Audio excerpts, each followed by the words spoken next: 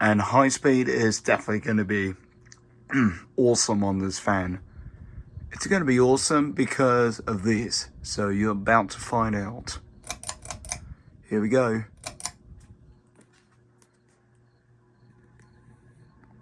It's that startup sound when it gets up to high speed.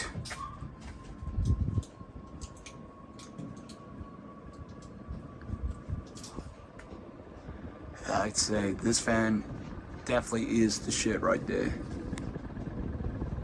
Especially for a cool badass 36-inch spinner fan like this. Airflow's on it like really good.